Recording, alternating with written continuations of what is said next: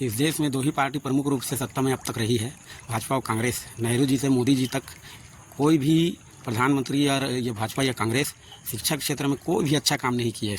जितने भी कांग्रेस और भाजपा के नेता मुख्यमंत्री प्रधानमंत्री बने आज़ादी से लेकर अब तक, एक भी मंत्री नेता और दोनों कांग्रेस और भाजपा वालों ने एक भी शिक्षा क्षेत्र में आधुनिक काम नहीं किया। सबने निम्न स्तर का काम किया है और एक सामान्य काम किया है। और क्षेत्रों में किया होगा काम, लेकिन शिक्षा क्षेत्र में एकदम थर्ड क्लास काम है इन लोगों का। आज़ादी से लेकर अब तक एक भी इन्वेस्टन नहीं हुआ, क्योंकि इन्वेस्ट ही नहीं किया शिक्षा में भाई हमारे देश में।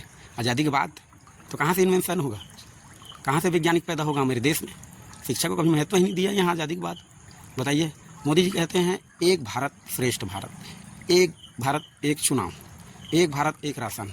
तो एक शिक्षा एक व्यवस्था क्यों नहीं रहती? एक राष्ट्र में एक शिक्षा व्यवस्था, जहाँ मुख्यमंत्री का बेटा पढ़ सके, जहाँ कोई भिखारी का बेटा पढ़ सके, जहाँ कोई रिक्शा ड्राइवर का बेटा पढ़ सके।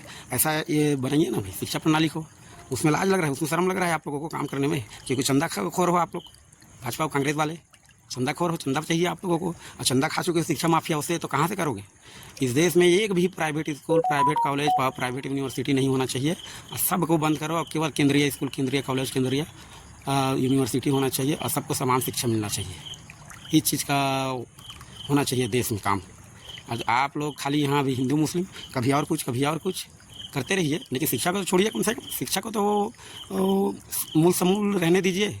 हाँ, शिक्षा को भी नहीं छोड़ रहे हैं। बताइए, किताबों को बेच दे रहे हैं। गवर्नमेंट किताब जो सरकारी स्कूलों में आता है वो किताबों को रद्दी के भाव में, रद्दी की दुकान में मिला है। बताओ, अरे शर्म करो, थोड़ा तो शर्म करो। देश को इतना भी तो देश के भविष्य को कीचड़ में मत घुसाओ, इतना धरातल में मत घुसाओ, थोड़ा शर्म करो।